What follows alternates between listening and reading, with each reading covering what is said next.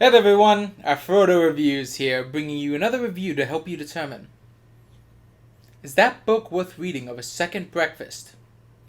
Or does it deserve the fiery pits of Mount Doom? So let's decide. Can I help you?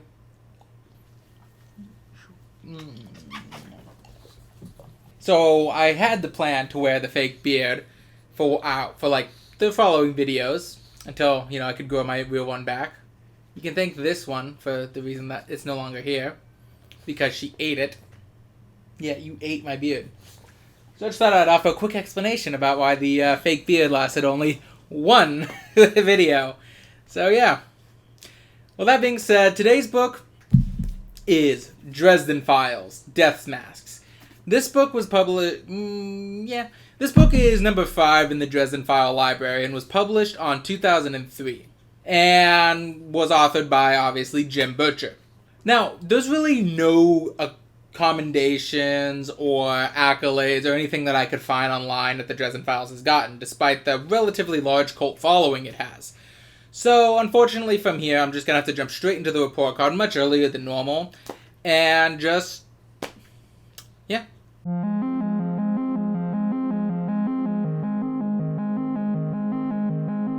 And now we move on to, well, not quite the cover yet. I instead want to talk about my history with the series. Now, for those of you who watch my channel, you know I've stated multiple times before that I do not like starting a series in the middle. I prefer starting from the beginning and then working my way through it. No matter if the book is supposed to be written where you could just pick it up at any time and read through it. That being said, I'll still read it if it is. However, although I haven't shown it on this channel, this isn't the case for the Dresden Files. The Dresden Files is one of those books. It was one of those books that for a long time everyone was recommending it to me because as I've stated before, I love urban fantasy. And it was constantly recommended for me when I asked people for recommendations for urban fantasy. In fact, it got recommended to me so much that I ultimately started to be a bit hesitant about picking it up because I was worried that, it'd been recommended so much and so highly that when I did finally pick it up, it wasn't going to live up to the hype. And, but needless to say, sometime in 2021, I finally broke and read the first of the Dresden Files, Stormfront. And I found it a fairly decent book. I wouldn't go out on a limb and say it was the best book ever. One of the things that this book was recommended to me on was that it's an urban fantasy detective work. And I will say this for the Dresden Files above all else. It's not really detective. I wouldn't go into it for the mysteries because my longest history with the Dresden Files has always been I found the mysteries very lackluster, so to speak. Stormfront I gave a pass because it was the first book, so it was mostly setting up the world. So basically when you got these two mysteries that are so obviously connected and so you automatically know who the perpetrator is going to be and not necessarily how he's doing it, but he's the one doing it and where he's doing it and all that. It's kind of disappointing. Full Moon, I disliked the mystery aspect because Dresden solved the case by pure chance. Literally, he was in one area and just so happens to see something that lets him know. It's not like, in other detective books where they see something that gives them the hint to solve the case. He literally saw something that solved the case. And then past that, it was the third one, whose name is currently escaping me at the moment. Something Dead, I believe. But it's going to be up there if I remember to do that. But the third book, I disliked the mystery because the mystery was based on it can't possibly be this guy. That's what we're told at the start. But it ends up being him anyways. You know what I mean? It has a mystery because it lies to you. I would say that the first time that the mystery of the books were actually somewhat engaging was Summer Night, which is honestly my favorite of the series, but that's unrelated. Because the mystery actually is something that you may not guess right away, although anyone with an experience in detective work would probably pretty easily guess it. But I will say this, despite this complaint of this, and I will note I only have this complaint because the series was sold to me as occult detective works, I ultimately fell in love with the Dresden Files. I really liked the first book. Like I said, I wouldn't say I loved it, but I did like it a lot. And every book after that, I've liked more and more. Full Moon, I was a little bit hesitant for, because I don't think it started off better, but it definitely ended way better. And then the next one, I did have the problem with how it just introduces Michael like he was always there. So much so that I actually went back and make sure I didn't miss any mention of him in the previous two books. But apart from that, it was a really good book through and through. Summer Night is by far the best so far. Now we go on to this. So with that, my history about it aside, I probably will talk about the other four in depth sometime in the future. But for now, that's just my quick history with the book. Now on my TBR, I already explained some other history. I can confirm for a fact now that this is the book that an entire sleeping van of coworkers woke up to a sex scene for on an audiobook. So that was hilarious. I'm glad to have confirmation on that front. Let's move on to the review proper. And let's move on to the cover. And the cover of the series is okay. I will say that, it does invoke that sense of urban fantasy feel to it. It is darker, just like the book's subject, but I wouldn't say it really tells you too much. I do sort of like the dramatic irony that all the books have Harry Dresden on the front wearing a hat, even though he famously hates hats. And so that's a bit of dramatic irony. And I'm pretty sure that this is supposed to be Jim Butcher posing as him. But don't quote me on that. That's just kind of me guessing. I will say that this is a series that the covers aren't great. They do their job, but I wouldn't call them great. They're not engaging. It definitely sells a more noir detective work more than anything. With that being said, let's move on.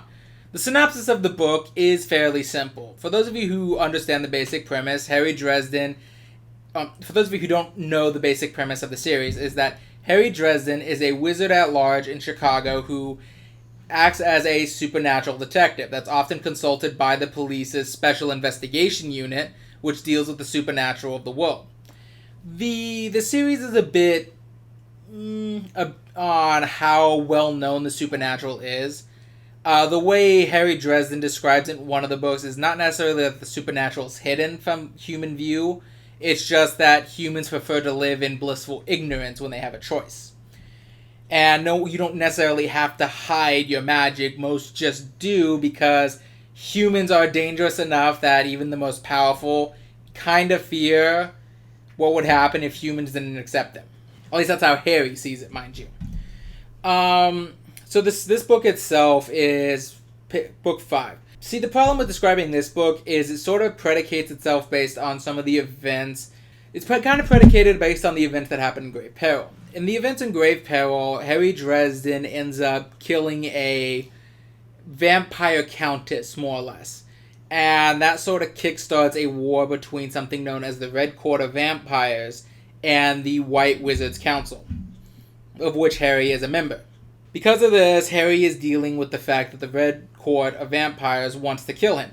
However, it also seems like a local mobster known as Johnny Marcone, who knows about the supernatural and has run-ins with Harry before, also seems to be sending hitmen after him after he accepts a job to find the Shroud from a Catholic father? I think it's a Catholic father. The Shroud being the burial shroud which Jesus Christ was buried in. And there's also a small subplot where Harry is called in to investigate a handless, headless corpse that the police found. But I will kind of say that just falls by the wayside, and it's important for a reveal later, but it's not important. It's kind of one of those... It wasn't important enough to be included in the synopsis, if you get my drift. It's not a big focus of the book until the revelation. But with that being said, let's go ahead and just get into this review of the book so I don't have to stall anymore. And by and large, I like the book still. I would say that this has broken the tradition where I've liked every book more than the last of the Dresden Files. But that's not to say it's a bad book. I just simply think Summer Night is a better book than Death Masks. If I had to put it somewhere, I would say I enjoyed it more than Grave Peril, but less than Summer Night, which still puts it at number 2 of my enjoyment. I will say that the way the area the book shines the most is in its faction building and world building. I really enjoy all the factions that Jim Butcher introduced in this specific book. The Denarians are really interesting. We get to see more of the Knights of the Cross that Michael is a part of from Grave Peril, and we get to meet them and see how they operate. We also get to see a little bit more of the inner workings of how vampires are.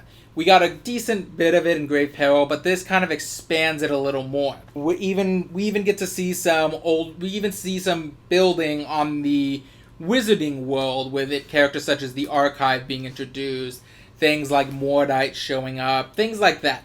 Overall, I will say that this book is probably the best when it comes to world building. The story itself is pretty decent as well. It keeps you engaged, and you are reading it with a slight hint of, how is this all going to come together? I will say that it has the most engaging of the mysteries, I guess for lack of a better word, but I will say that this is also about where, and I have been told this in the past before, this is about where the Dresden Files is drifting away from pretending to be a occult detective work and more just an urban fantasy work. You know what I mean? I'm trying to think of a good way to word it, but that's really not... That's basically what I'm saying. It's focusing less on the mysteries and the mystery of the story, and more just on the fact that it's an urban fantasy world with Harry Dresden, who happens to be a detective, who happens to be a private detective. But I will say that this book is not without its faults. One thing that I have noticed that Jim Butcher likes to do a lot is he often kills characters that I feel like he could have gotten more out of if he kept around. And I've mentioned before in the past that, well, I don't think I've actually mentioned it on this channel before, but I actually don't like the trope anyone can die in works. I personally think that most authors, not all, the trope can be used properly. I just find that most authors tend to misuse the trope, and you just use it for cheap tension. Where instead of using it to show that the stakes are real and that people can get hurt, what they do is they just kill off characters because that creates artificial tension. The audience is always on edge because they never know when a character is going to die. Yeah, you definitely see the worst of it about the time Game of Thrones was super popular, and it basically popularized the trope that basically you could just kill anyone at any time. But I personally prefer stories where the deaths feel like they're part of the narrative, and not just because the author was like, I'm bored, and I think my audience is getting bored. Bang! There goes your favorite character. You know what I mean? But I will say Jim Butcher hasn't gotten that bad just yet, but he does kind of dip into this territory. There's a character here introduced that I thought would have been far more interesting if we got to see more of him in the future, that ends up dead by the end, and not necessarily in a way that I feel was fitting of the character that was introduced. This was also an issue I had with Summer Night, where one of the characters I actually thought would have been great to see in the future works, he ended up killing off. And, there was a couple times in Full Moon that he just really went ham with it. But I will say that particular thing rears its head in here, and I do feel like the book was weakened a little bit by the loss of that character. I will maybe backtrack this if the future books use the breadcrumbs left behind by his death a little better, but for now, I'm not a fan of it. I will say that the book very heavily underutilizes Murphy and the Special Investigations Unit, which was somewhat introduced as, the cops, the you know how it is with the private detective works. You have the private detective and their assemblage of people who are outside the cops, but then the people who are inside the cops, typically with one person that binds them closely together. In this case, it would be Murphy. And I will admit to being a bit biased because Murphy so far is my favorite character in the series. Sorry, Dresden, but Murph beat ya. She's just a very good character, and I like seeing her interact with the supernatural more than the books have been using her for. So, I do think it was a little weak to have the SI basically written out because some brown noser got put in a high position till he advanced through the ranks and left. So that was pretty interesting. Oh, one thing I will say, though, I did enjoy about this book. Sorry, this one's a little scatterbrained. I didn't really have time to refine my script. But one of the things I really did like about this book is it definitely gives way more depth to the Marconi character, who up until this point was interesting, but only in the antagonist sort of way. He was there as a threat for Dresden and as a human threat who could understand the supernatural and operate within its worlds and not necessarily succumb to, not knowing what to do. And this book really gives him far more depth by the end. I'm not sure if it's a cheap tactic to make us sympathize with him later, because the book does end with just because he is doing this for this reason doesn't mean he's a good person. At least Dresden says as much himself. Overall, I don't have a lot of complaints about this book. I'm simply gonna end it here and say that this book is a definite 7 out of 10.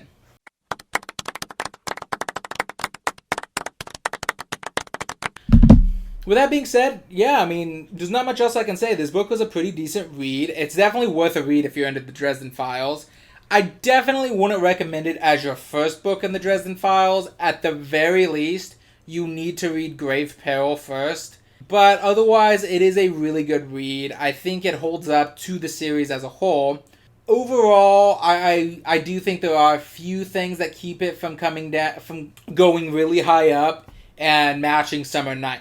Like I said, I would put it just above Full Moon, which I think is was my previous second best of this series, but definitely not challenging Summer Night for the first place. Now, obviously, I acknowledge some of that's because of my own biased viewpoints, but overall, yeah, it's a read that I would definitely recommend, and I would recommend the series in general if you're a fan of urban fantasy. Just don't be like me and go in hoping for an occult detective work that focuses heavily on the mystery. But for now, that's all I gotta say. Just remember, with every book comes an adventure, and every adventure's worth having, even the bad ones.